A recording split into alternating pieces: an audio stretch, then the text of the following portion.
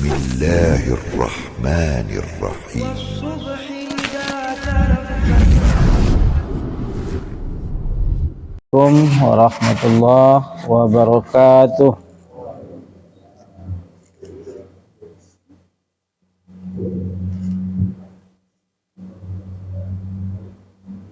Alhamdulillahi rabbil alamin. Wa bihi nasta'inu ala umurid dunya waddin. Wassalatu wassalamu ala asrafil anbiya'i wal mursalin wa ala alihi wa ashabihi ajma'in. Asyhadu an la ilaha illallah wahdahu la syarikalah wa asyhadu anna Muhammadan abduhu wa rasuluhu la nabiyya ba'dah. Ya ayyuhallazina amanu taqullaha haqqa tuqatih wa la tamutunna illa wa antum muslimun. Subhanaka la ilma lana illa ma 'allamtana innaka antal alimul hakim. La haula wa la quwwata illa billahil aliyyil azim. Qala Allah ta'ala fil Qur'anil Karim, a'udzu billahi minasy syaithanir rajim. Bismillahirrahmanirrahim. Fafirru ilallah inni lakum minhu nazirum mubin. Sadaqallahul azim. Amma ba'du. Kaum muslimin muslimat, bapak-bapak, ibu-ibu, jamaah subuh yang dimuliakan Allah Subhanahu wa ta'ala. Pertama dan utama sekali, mari kita senantiasa bersyukur kepadanya dengan senantiasa mengucapkan alhamdulillahi rabbil alamin. Allah masih memberi kita kesempatan, Allah masih memberi kita kesehatan, Allah masih memberi kita umur. Mudah-mudahan Allah Subhanahu wa ta'ala senantiasa memberi kita taufik dan hidayah sehingga kita bersama senantiasa mendekatkan diri kepadanya. Amin ya rabbal alamin. Di belakang dari itu selawat dan salam mari pula senantiasa kita sampaikan kepada Nabi yang agung, Nabi yang mulia, Nabi besar kita Muhammad sallallahu alaihi wasallam, dengan ucapan Allahumma salli ala Muhammad wa ala ali Muhammad. Assalamu alayka ya Rasulullah. Mudah-mudahan salawat salam kita kepada beliau di yaumil akhirah kelak, semoga kita semua mendapatkan syafaat dari Rasulullah sallallahu alaihi wasallam. Amin ya rabbal alamin. Ma'asyiral muslimin, jamaah subuh yang dimuliakan Allah Subhanahu wa ta'ala. Pada subuh ke ini kembali sesuai dengan jadwal, kembali bertepatan dengan jadwal saya di Selasa pertama setiap bulan. Oleh karena itu alhamdulillah kita masih bisa bersama pada subuh ini karena taufik dan hidayah Allah, sehingga saya bisa berangkat dari rumah. Bapak-bapak juga begitu, sehingga kita sudah selesai melaksanakan salat fardu subuh berjamaah. Tentu harapan dan keinginan kita, semoga Allah Subhanahu wa ta'ala memberikan keistiqomahan kepada kita bersama, sehingga waktu yang sangat berharga ini, yakni waktu subuh, bisa kita pergunakan dengan sebaik-baiknya.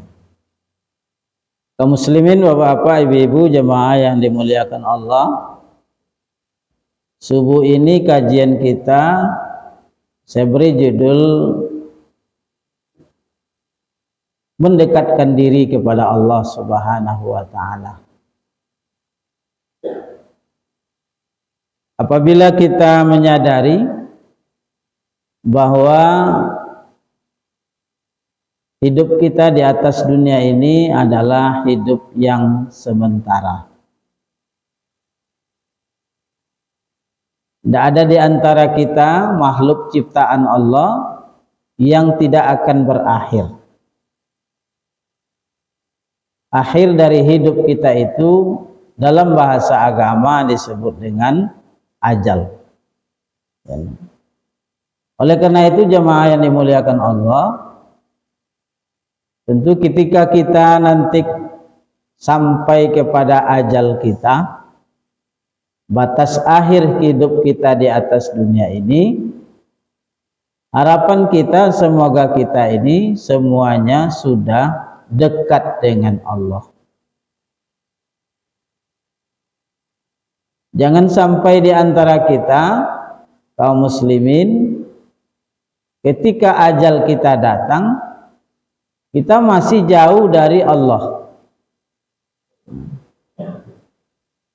Kita masih tidak dekat dengan Allah. Kenapa? Kalau terjadi seperti itu, maka kita akan menjadi orang yang hina di mata Allah Subhanahu wa taala. Tetapi apabila kita semakin hari semakin dekat dengan Allah, maka insya Allah orang yang demikian itu orang yang akan semakin mulia di sisi Allah Subhanahu wa taala. Oleh karenanya kaum muslimin, kita berdoa kepada Allah semoga Allah Subhanahu wa taala senantiasa menjadikan kita orang yang mau mendekatkan diri kepada Allah Subhanahu wa taala. Sehingga hidup kita ini bisa kita pergunakan dengan sebaik-baiknya dalam rangka mencari ridho Allah Subhanahu wa taala. Apatah lagi kaum muslimin, tidak ada satupun kita yang tidak tahu bahwa kita hampir 2 minggu ini sudah berada di tahun Hijriyah 1445 Hijriyah. Hendaknya tentu seperti yang sudah kita dengar bersama, usia kita semakin pendek, jatah hidup kita di dunia semakin sedikit. Oleh karena itu, mari kita pergunakan kesempatan yang ada sedikit lagi, yang di sisi Allah Subhanahu wa taala ada rahasianya, pengetahuan tentang itu. Maka mari kita pergunakan untuk apa? Untuk bisa kita dekatkan diri kita kepada Allah Subhanahu wa taala. Jangan sampai usia ataupun umur yang Allah sediakan, yang rahasianya ada di pengetahuannya, lalu awak sebagai manusia tidak mempergunakan kesempatan yang baik itu untuk mendekatkan diri kepada Allah. Maka ayat Allah Subhanahu wa taala yang kita baca tadi, A'udzubillahi minasyaitonir rajim. Bismillahirrahmanirrahim. Fafirru ilallah inni lakum minhu nazirum mubin. Berlarilah menuju Allah, sesungguhnya Allah bagi kamu adalah pemberi peringatan. Jadi kita ini tidak suruh Allah ada mendokik ke inyo tu dengan main-main.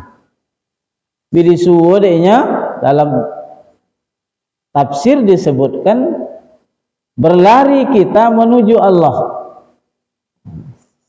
Jadi kita ini harus lebih kencang, bahasa orang kini lebih laju berjalan menuju Allah.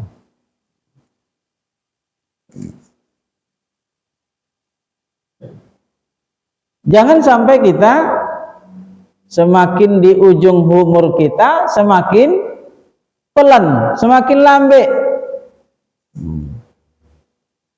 Sodo-sodo lambe kan, datang berjamaah lambe, salat tak lambe, baca Quran male, berzikir sogan, tidak ada semangat untuk beribadah. Padahal Allah Subhanahu wa taala menghendaki kita ini dalam ayat tadi supaya kita berlari menujunya. Tentu semakin kencang kita mendekatkan diri kepada Allah, tentu semakin besar peluang kita mendapatkan ridha Allah. Oleh karena itu kaum muslimin, bagaimana cara supaya kita ini bisa dekat dengan Allah? Usaha apa yang harus kita lakukan supaya kita ini bisa dekat dengan Allah? Tentu kalau kita ingin dekat dengan seseorang manusia, yang pertama yang akan kita lakukan apa? Kita mencari sesuatu yang disenangi oleh manusia tersebut. Ya enggak? Supaya awak dokik jenyo, kio-kio apa yang disukai olehnya. Ya enggak? Tentu kita cari, awak tengok-tengok, misalnya dari sisi makanan, apa selera makanan ketujuh dia. Tentu ni awak bosu jenya tentu makanan yang sesuai dengan keinginannya. Supaya apa? Supaya bisa dokek jenya. Mustahil kita dekat dengan seseorang yang kita akan dekati, lalu awak bawa sesuatu yang dia tidak sukai. Maka itu tidak akan mungkin. Ini kalau kita perumpamakan kepada hidup seseorang. Ya, apatah lagi kita dengan Allah Subhanahu wa taala. Kita ingin dekat kepada Allah, tapi salah satu tempat kita mendekatkan diri kepada Allah di muka bumi ini, dakwah pai-pai lah. Beliau mau dokek ya Allah. Masjid ke masjid atau tempat ibadah disebut dengan rumah Allah. Awak ingin dokek dengan Allah, tapi ke rumah Allah tak pai-pai lah. Boleh bisa Pak? Bisa juga, tapi tentu hasilnya tidak akan sama. Oleh karena itu kaum muslimin jamaah yang dimuliakan Allah, tentu kita harus berusaha. Bapa caranya supaya awak bisa dokek dengan Allah. Tentu secara naluri kita bikin, kita buat perbuatan yang disenangi oleh Allah. Apa pekerjaan yang disenangi oleh Allah?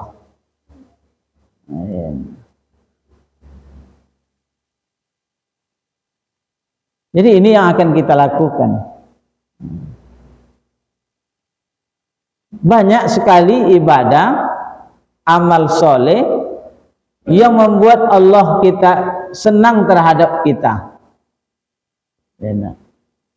Pada prinsipnya apapun amal soleh yang diperintahkan oleh Allah Subhanahu wa ta'ala, yang awak kojokan dengan sebaik-baiknya, maka bisa membuat Allah senang. Contoh, salat. Kalau salat kau lakukan dengan sebaik-baiknya, maka salat ini akan membuat Allah senang dengan kita. Kenapa? Karena yang menyuruh kita salat itu siapa? Allah. Aqimus shalah, dirikanlah salat. Lalu kita kerjakan salat itu dengan sungguh-sungguh. Kita penuhi syaratnya, kita penuhi rukunnya, kita penuhi adabnya, kita penuhi khusyuknya. Kalau sudah terpenuhi itu, tentu mudah-mudahan salatnya diterima oleh Allah. Enak. Jadi kita untuk mencari Allah supaya Allah ridho dengan kita, senang dengan kita, tentu kita apa yang disenangi Allah itu yang kita lakukan. Dari sisi pelaksanaannya, tentu salatnya juga mana yang lebih disenangi oleh Allah, salat sendiri atau salat berjamaah? Tentu kita lakukan secara berjamaah, terutama salat fardu ini kita usahakan berjamaah. Kenapa?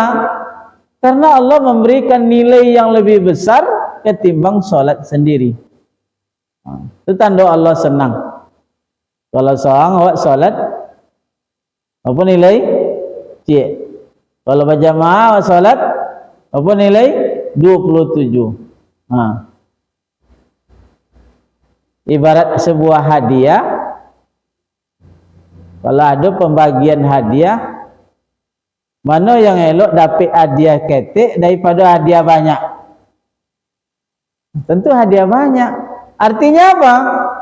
Orang yang mendapatkan penghargaan ataupun hadiah yang banyak, itu tandanya dia orang yang terbaik. Maka kaum muslimin jemaah yang dimuliakan Allah, di samping tadi pertama wak jago syaratnya, rukunnya, adabnya, khusyuknya, kita tambah lagi untuk mendapatkan kesenangan Allah, tentu kita kerjakan secara berjamaah. Tidak cukup itu aja, kita tambah lagi. Kalau salat itu ada yang mengiringinya, salat rawatibnya, tentu kita kerjakan rawatibnya. Macam subuh ini kan, ada yang namanya fajar atau qabliyah subuh. Kita usahakan supaya apa? Kita dapat bonus yang lebih besar dari Allah Subhanahu wa ta'ala. Apa bonusnya, Pak? Man shalla salatal fajri faka'annama ka'ajruhu minad dunya wa ma fiha. Enak. Siapa yang salat fajar 2 rakaat, maka dia beri balasan oleh Allah, dia mendapatkan dunia dan kan tak tanggung-tanggung loh. Sesuatu yang luar biasa yang Allah berikan kepada kita. Itu menambah nilai keberadaan kita di sisi Allah Subhanahu wa ta'ala. Jadi cara membuat Allah senang doh, buat Allah, apa yang disenangi Allah itulah yang kita lakukan. Apalagi sesudah itu sudah kita lakukan salat sunnah, baik qabliyah maupun ba'diyahnya. Enak. Apa yang membuat Allah senang dengan ibadah yang kita lakukan itu? Setelah kita beribadah, maka jangan kita lupa mengecilkan diri kita di hadapan Allah Subhanahu wa ta'ala. Ya nak, awak tetap berdoa ke inyo supaya ibadah awak diijabah, ditemo de inyo. Ya kan? Kalau awak harap kepada Allah, maka sudah salat awak berdoa, Rabbana taqabbal minna salatana. Ya Allah, terimalah dari kami salat kami. Padahal tadi awak lah penuhi sodora, syaratnya, rukunnya, adabnya, khusyuknya, ya nak, berjamaahnya, qabliyahnya, ba'diyahnya. Secara real tentu lah mantap sedia kan, tapi tetap kita tutup dengan memohon kepada Allah Subhanahu wa taala. Kenapa? Karena memang kita mengharapkan ridho dari Allah. Ya, jemaah yang dimuliakan Allah Subhanahu wa taala. Oleh karena itu tentu ini yang membuat Allah suka. Maka dalam hadis kita baca dan kita biasa sudah dengar, siapa yang mendekat kepadaku dengan cara berjalan kaki, aku dekat dengannya dengan cara berlari. Siapa yang datang kepadaku satu hasta, aku akan datang kepadanya satu depa. Jadi Allah Subhanahu wa taala kalau awak semakin mendekatkan diri ke inyo, Allah malah jauh lebih mendekatkan diri kita kepadanya. Jadi awak usaha awak tu tidak tanggung-tanggung oleh Allah Subhanahu wa taala dibayar apa. Awak jalan kaki, makanya datang berlari ke awak. Dia awak bergerak satu jengkal, ini datang satu hasta. Oleh karena itu apa? Tentu kita sebagai manusia, makhluk yang diciptakannya, yang memang tugas kita beribadah. Maka tadi fafirru ilallah, berlarilah kalian menuju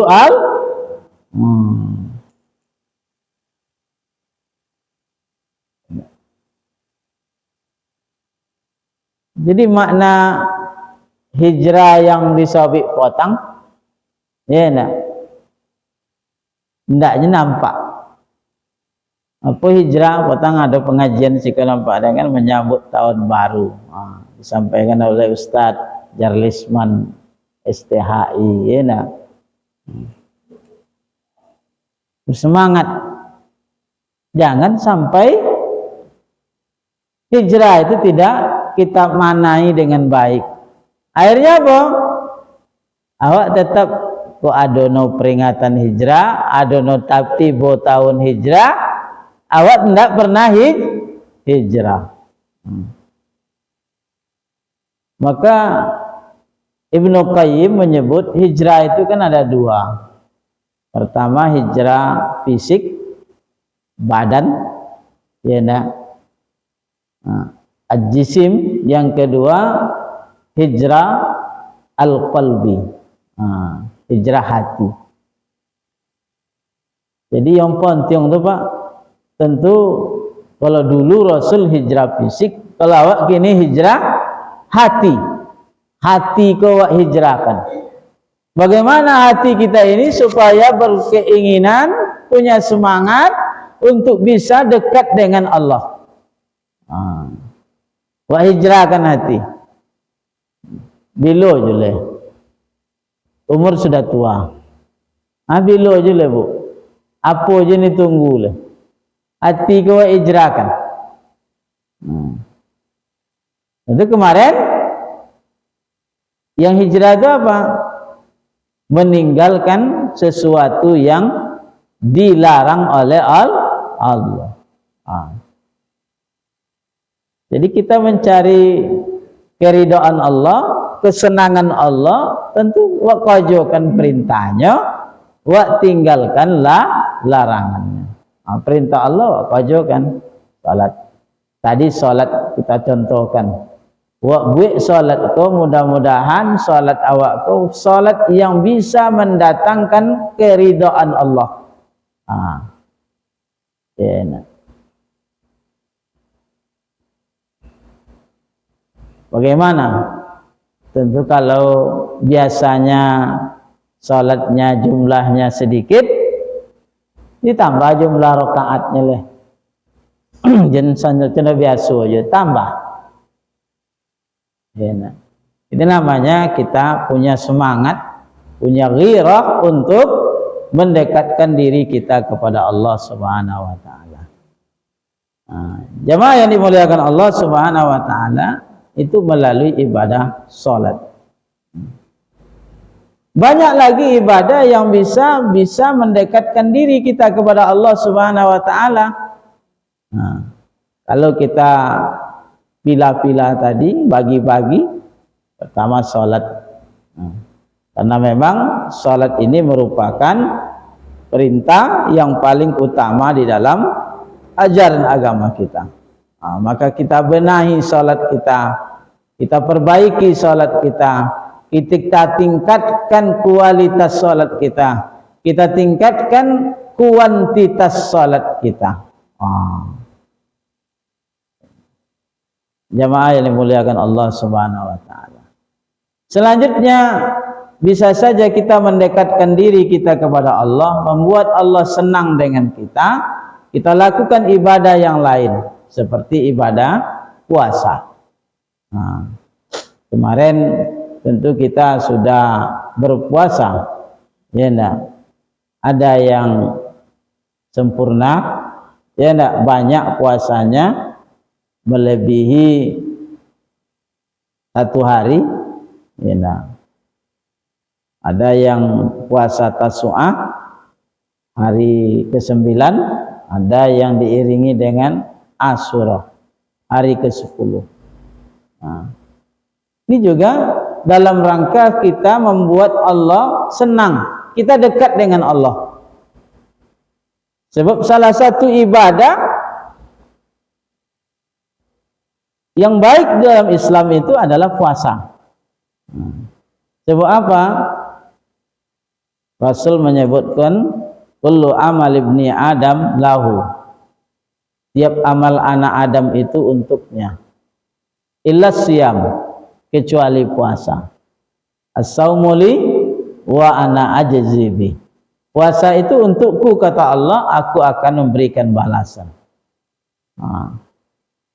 Makanya ibadah puasa itu ibadah juga yang sangat istimewa. Makanya orang kalau rajin puasa maka dia akan semakin dekat dengan Allah Subhanahu wa taala. Tapi ada di antara manusia yang terkadang kalau diajak puasa sunat, kan sunat doanya.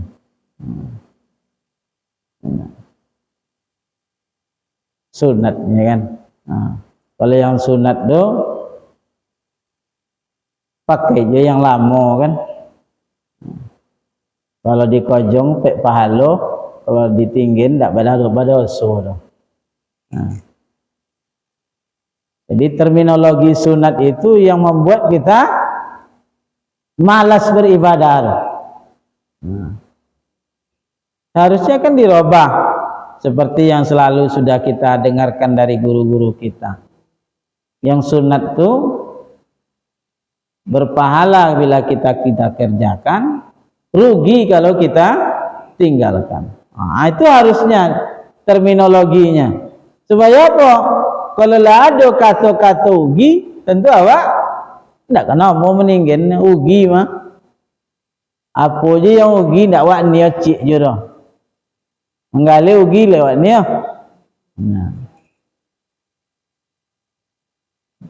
Tidak ada kita yang ingin. Oleh karena itu, maka melalui ibadah puasa juga membuat Allah senang. Makanya disebut tanda Allah senang bagi orang puasa itu. Kalau di bulan puasa selalu disampaikan hadisnya, yaitu berkenaan dengan bau mulutnya orang yang berpuasa lebih harum dari bau kas. Nah, coba Bu. Allah senang dia dengan orang yang berlapar demi Allah Subhanahu wa taala. Makanya awak berusaha awak supaya apa? Supaya Allah senang dengan kita, kita dekati diri kita dengan Allah melalui ibadah puasa. Dalam agama awak, dalam ajaran Islam yang dibawa oleh Rasulullah sallallahu alaihi wasallam, banyak sekali ibadah puasa ini. Baik yang wajib maupun yang sunnah. Kalau yang wajib lah boleh sekali setahun. Ya kan? Kalau yang sunat ada yang sifatnya mingguan, yaitu Senin dan Kamis. Ada yang sifatnya bulanan, ya enggak? Ayyamul bid, ya 13, 14, 15. Ada yang sifatnya musiman, artinya ada tanggalnya seperti kemarin Arafah, Asyura, Tasu'a, ya enggak? Jadi harus kita raih. Supaya apa? Supaya awak dokek dengan Allah. Ini tadi judul awak, mendekatkan diri kepada Allah. Bapa cara supaya dokek awak dengan Allah? Tentu kita harus mencari sesuatu yang disenangi oleh Allah. Apa yang disenangi oleh Allah? Tadi awak contohkan solat. Yang kedua kita contohkan puasa. Senang Allah kalau menengok awak berpuasa. Maka tidak tanggung-tanggung. Oleh karena itu jamaah yang dimuliakan Allah, kalau awak rajin puasa, tentu puasa itu untuk kita diberi oleh Allah balasan yang luar biasa. Allah nyabi untuk inyo kan, puasa as-saumu li wa ana ajzi bi. Puasa itu untukku, kata Allah, aku yang akan berhak memberikan pahala. Makanya pahalanya ada di sisi Allah. Maka kalau kita siapa yang puasa 1 hari dengan mencari ridha Allah, maka Allah ampunkan dosanya, kata Rasulullah 1 tahun. Kemarin ini kan itu puasa Asyura diapi dosa setahun. Mana mencairu Bu? Sainya setahun diakui di Allah dosa awak. Kalau Arafah patang, sainya 2 tahun diakui di Allah dosa awak. Maka jamaah yang dimuliakan Allah, tentu ini cara kedua. Jadi mendekatkan diri kepada Allah Subhanahu wa taala, membuat Allah senang itu melalui ibadah. Pertama tadi puasa, salat, yang kedua puasa. Ibadah yang ketiga yang membuat Allah juga senang kepada kita mendekatkan diri kepada Allah Subhanahu wa taala, yaitu ibadah melalui mengikuti majelis ilmu. Ini majelis ilmu ini, ya nak, mendengarkan kajian-kajian agama, itu juga sesuatu yang disenangi oleh Allah. Maka dalam hadis majtama'a qaumun fi min buyutillah, tidaklah berkumpul manusia di rumah Allah Subhanahu wa taala dalam rangka menuntut ilmu, maka Allah Subhanahu wa taala akan menyebut nama-nama orang yang ada di situ di sisi malaikat langitnya. Coba bayangkan oleh kita, orang duduk-duduk di majelis ilmu, disabui di Allah di makhluk langit, yaitu para malaikat. Tidak itu saja, Allah berikan dia dalam dirinya sakinah, ketenangan. Maka insya Allah jangan mau kita meninggalkan majelis ilmu. Kalau ada majelis ilmu, duduklah kita di situ. Kenapa? Karena majelis ilmu itu disebut dengan oleh Rasulullah Raudhah mir riyadil jannah, taman dari taman surga. Jadi berusaha awak walaupun awak ada kepentingan, ya ndak ada kegiatan, badan ndak lama, ya ndak duduk tu kan ndaklah perlu kan. Asal duduk awak di majlis kau dapat pahala tu. Apakah ilmu tu baik awak bawa balik atau tidak? Itu soal kedua. Soal pertama apa? Duduknya kita di taman surga ini. Ya, makanya jangan sogan-sogan sediakan waktu ya, karena kegiatan ini rutin kali seminggu kan, subuh Selasa, sediakan waktu, sediakan waktu. Kenapa? Karena ini adalah untuk kita. Kenapa majelis ilmu itu adalah majelis yang sangat dicintai oleh Allah Subhanahu wa taala. Karena itu jangan malas-malas, ya enggak, dan sogan-sogan duduk di majelis ilmu. Apa yang bisa awak bawa balik itu yang awak nikmati, sehingga apa? Insya Allah membuat Allah senang. Lalu amal yang berikutnya kaum muslimin yang membuat Allah senang tu ke awak adalah silaturahmi. Silaturahmi, ya, menjalin hubungan kita sesama kita. Jadi silaturahmi kau membuat Allah senang. Bila silaturahmi? Apabila kita bisa bersama, duduk bersama, ada silaturahmi. Bertemu dengan saudara, ada silaturahmi. Maka insya Allah Allah senang. Maka awak kau tidak boleh memutuskan silaturahmi. Maka Allah melalui Rasulnya menyebutkan, nah selalu diulang, ada dua kelompok manusia nanti di akhirat yang Allah tidak perhatikan dia. Isnani la yanzuru ilaihi yaumal qiyamati. Pertama apa? Qati'ur rahim. Yang kedua wajarus su. Pertama orang yang memutin silaturahim. Itu Allah paling benci kayaknya. Ndak mandang Allah kayaknya su di akhirat. Nikmat yang paling godang di akhirat su apa? Bisa melihat Allah. Awak nak nengok Allah, Allah tak mau nengok awak dah. Kenapa gak dah? Oleh karena itu silaturahim itu adalah sesuatu yang membuat Allah senang. Senang Allah. Maka kalau ada undangan, kita dianjurkan untuk menghadiri undangan. Kalau ada kawan yang sakit, disunnahkan awak menengok orang sakit. Ya enggak. Kalau ada kawan mendapatkan kebahagiaan, awak hendaklah memberikan tahniyah, selamat ke inya. Supaya apa? Silaturahmi awak baik. Karena silaturahim itu adalah perintah Allah. Menjaga silaturahim itu adalah perintah Allah. Jangan sampai awak memutuskan silaturahim. Jamaah yang dimuliakan Allah, itu yang keempat. Yang kelima, bagaimana kita mendekatkan diri kepada Allah Subhanahu wa taala? Tadi salat sudah, puasa sudah, menuntut ilmu sudah, silaturahim sudah, dan yang kelima, supaya bisa kita dekat dengan Allah Subhanahu wa taala, tentu yang kelima adalah kita memperbanyak sedekah di jalan Allah Subhanahu wa taala. Sebab bersedekah itu sesuatu yang disenangi oleh Allah.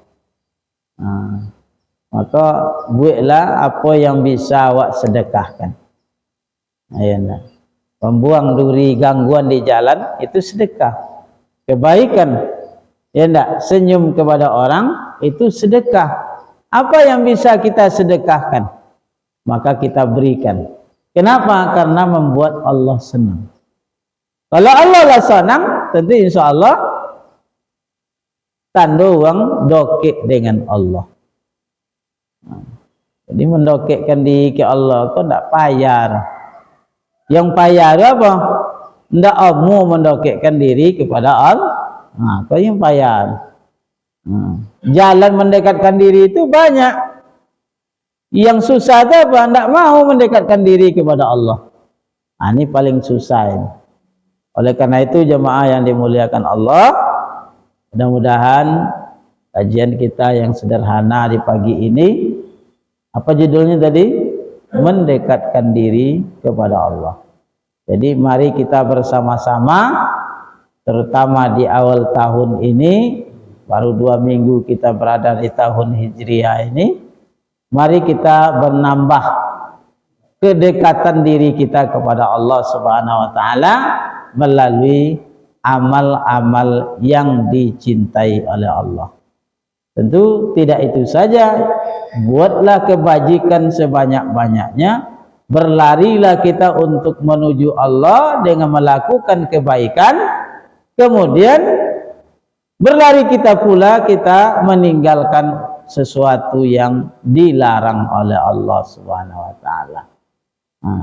Jadi yang dilarang oleh Allah buat tinggi loh, supaya Allah sayang ke awak, supaya Allah cinta ke awak, supaya awak bisa dokek dirinya. Sebab apa? Allah benci dia kalau kita suka melakukan pelanggaran terhadap yang dilarang oleh Allah. Maka kalau buat yang dilarang oleh Allah, berarti awak semakin jauh dari Allah. Maka harus awak tinggalkan. Makanya melalui hijrah ini kita tinggalkan yang dilarang oleh Allah, awak buat yang disukai oleh Allah Subhanahu wa taala. Kaum muslimin jemaah yang dimuliakan Allah, barangkali ini yang bisa kita sampaikan pada subuh yang berbahagia ini. Mudah-mudahan ada manfaatnya dalam rangka saling ingat mengingatkan di antara kita bersama. Saya yang menyampaikan, mudah-mudahan bisa saya lakukan. Bapak Ibu mendengarkan, mudah-mudahan juga bisa pula untuk melaksanakannya. Amin ya rabbal alamin. Lebih kurang mohon maaf. Terima kasih. Subhanakallahumma rabbana wa bihamdika asyhadu an la ilaha illa anta astaghfiruka wa atubu ilaik. Billahi taufik wal hidayah. Assalamualaikum warahmatullahi wabarakatuh.